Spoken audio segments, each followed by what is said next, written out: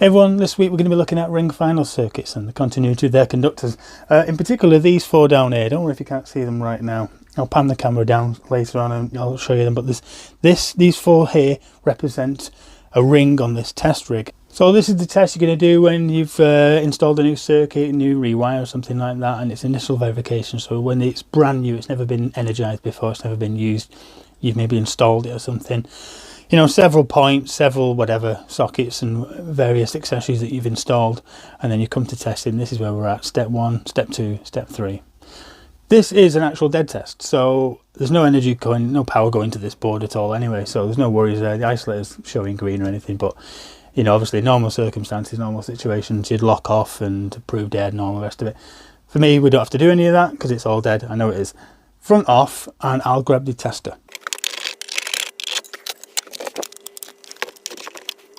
So the front's off and the tester's out. We've got the brown and green leads and we're on the continuity scale. Turn the thing on. Yeah, just firing up now. Put the light on if you can. What's best? I don't know. And we want to null these. We want to null the resistance in these leads, and obviously simple process. Croc clips together facing each other. Press that down. Check everything's okay, and it's reading 0.85. Don't think we'll be going anywhere near that high on this rig, but null all that resistance, so it's now reading 00. I'll brought the camera in a little bit and I've identified which is the circuit we're talking about, which is this ring one. Obviously it's got two coming in here, so we'll undo these. Line, neutral and the CPCs at the top there. Now you might be able to see a little bit of green tape around one end, one side of the sleeving on the conductor, or in this case the insulation, basic insulation of the brown and the blue, the line and the neutral. We'll get to that in a second. So first of all, we'll just pull these out here nice and easily, so they're quite easily accessible with the croc clips, and we'll get on with step 1. So with the leads nulled, as we said, one croc clip on one side of the line conductor and one croc clip on the other side of the line conductor. So you're measuring the entire ring's resistance. For this it's showing 0.08, 07, wobbling around there, if you can see that at the top. Obviously it's not got far to go, so yeah, low resistance on that one, a bit of low reading. It's not our low reading, it's the actual reading, but the length of the cable and everything else, that's what we've got. Similar for the neutral as well, because obviously it's the same CSA and same length, so we've got the same reading basically. Now the CPC is going to be slightly different because it's got a smaller cross-sectional area, so the resistance is higher. So we've got around 0.8, 0.8 and 0.15 there, and that's step 1, continuity. For step 2, I've interconnected the incoming of the neutral and the outgoing of the line, the incoming of the line and the outgoing of the neutral. You can just see there, and that's what that tape's for. It's basically just to clearly identify which is which. You can use in and out, right or left, up or down, something, as long as you kind of can differentiate which one is which side is which, and then you connect them up like that. For this, we're going to be using the Kewtech Q-Check, and we'll jump at the sockets behind us here, flip these croc clips off and get this nulled, and see what the readings are. Croc clips are removed and the Q-Check's installed. We've got the line in and the neutral. Obviously it's green at the moment. Forget the fact of the colours of the leads or anything like that. The main thing is that they're wired up properly. Resistance in the leads is nulled, as is the Kewtech itself. Now the readings we got in line and neutral, because we're on step 2, the readings we've got is 0.08 and 0.08 for line and neutral respectively. So you add those two readings together, divide it by 4, and that should give you 0.04, and that's the result we're going to be looking at the sockets. Excuse the slightly skewed camera angle, but I've brought the camera in to show the sockets on the circuit. So first one is 0.04, as we expected. Now it's always important to rock the rocker 1 or 2 times, just to prove that it is actually turning it on and off and the rocker is actually working. It's not sticky or broken or anything like that. Other side, flick that over, same reading, 0.04. And that's the reading I expect to get for all 4 of these. Obviously 0.04. This represents, these 4 sockets here would represent, in a normal situation, domestic capacity, for instance, a kitchen ring, you know, maybe like a new install that you've done. And it doesn't have to be 4, it could be 3, it could be 10, it could be however many you want, but it's basically the same scenario. So turn them on, rock the rocker 0.045, turn that off, prove the rocker's working. Last one now, turn that on, 0.04, and then this one 0.04, flick the rocker off. Infinity reading. So that was the line and neutral, so that was step 2, and now we'll move on to step 3. Step 3 is obviously the interconnection of the line and CPCs, so obviously the incoming of the CPC and the outgoing of the line, the outgoing of the CPC and the incoming of the line. Interconnect them at the board. On the Kewtech we move it up from the neutral to the R2, the E mark there. Null all the resistance in the leads, and this again. Now the readings we got, the resistance readings we got, again 0.08 we know for the line conductor, and 0.15 I think it was for the CPC. So you add those two together, times that, divide that, sorry, by 4, and that should give you about 0.06 ish, round thereabouts. Again, readings are lower on the test rig. Real world readings will be a lot higher than this, but for us on the sockets we're going to be looking at 0.06.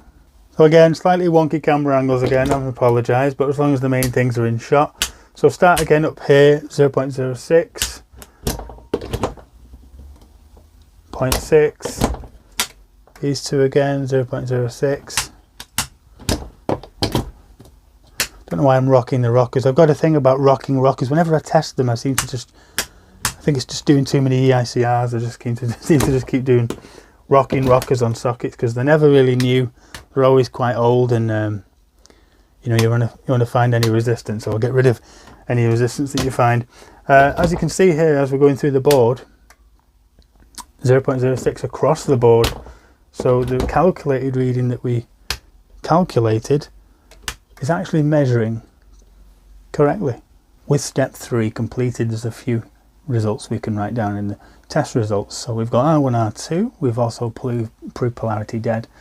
We've proved that all 3 conductors are continuous. We've proved that the sockets themselves have been wired up correctly and the rockers are rocking and working and turning things on and off. There's a few faults that could happen though. If you only tested at the board and you didn't go around and complete step 1, step 2, step 3, there's a few issues that you can come across that might kind of, you get the reading at the board but it could still be not wired up correctly. I thought we'll just have a quick look at them now. We're back at step 1 stage again, so it's basically testing the continuity of the conductors again. So line 0.08, neutral expect to be the same, yeah, 0.08, and CPC again 0.15, 0.15, and that's what we got originally before I put any faults in. So there's some faults on these sockets and it's not showing up here, and this is the reason we need to do not only step 1 but step 2 and step 3. So we'll restart step 2 with the faults in place, interconnected at the board, started this socket. So getting a reading, yet no problem, that's fine. Line and neutral, fine, great, fine. Rockers are working fine, no problem. Obviously interconnected up there the right way, so everything's working now, no problem. Come to these sockets down here, correct readings, 0.4. It's okay though. And we come to this socket here and we're getting 1999.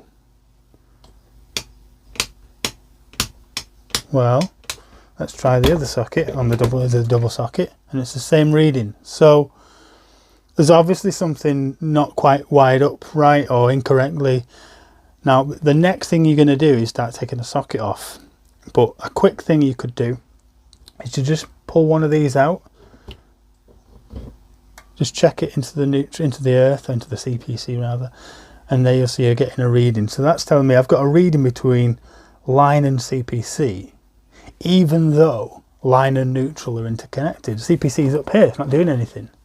So someone has wired that socket up incorrectly. It looks like they've put the CPC to the neutral and neutral to CPC that way. So you'd get on your step 1, you'd have continuity of your rings, all 3, because it's touching, but it's in the wrong terminal, and you wouldn't find that out without carrying out step 2. And we'll have a look at step 3. Now step 3, we're still in the same socket and we're connected up and we're still showing no reading, and that's because we're interconnected up here with Line and Cpc, and I'm connected correctly here with Line and Cpc, but the rocker's on, but I've still got no reading. And that's because it's not the CPC, it's the neutral. If you remember from the previous fault, it's the neutral.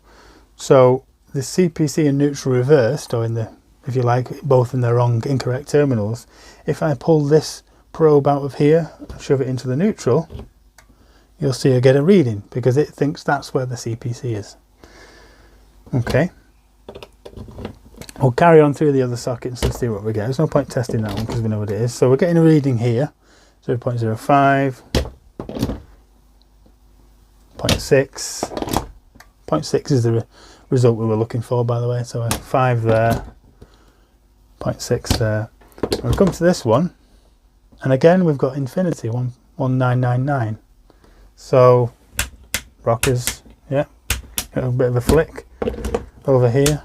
Nothing, absolutely nothing. So there's something wrong with this one. This socket's not been wired up properly, and you think, well, what's the matter? Who's wired this socket up?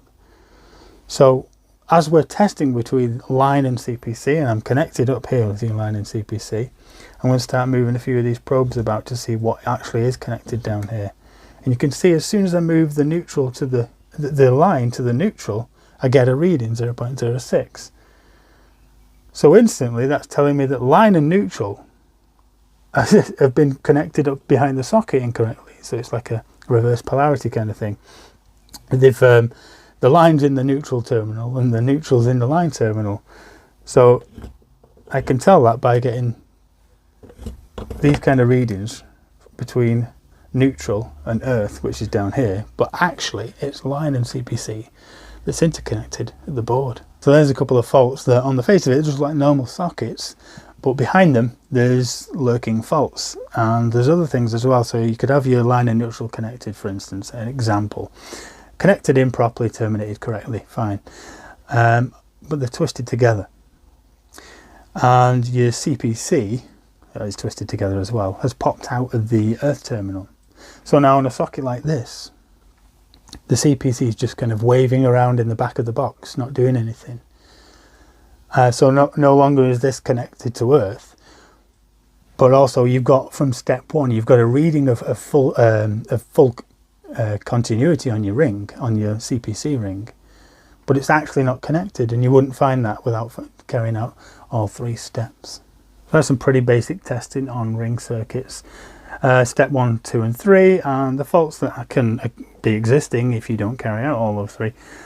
Ring circuits are a bit controversial, to be honest. Not controversial, but they're like, some electricians really hate them and they won't install them, and certainly if you're not from the UK you won't even understand what they are, I don't think.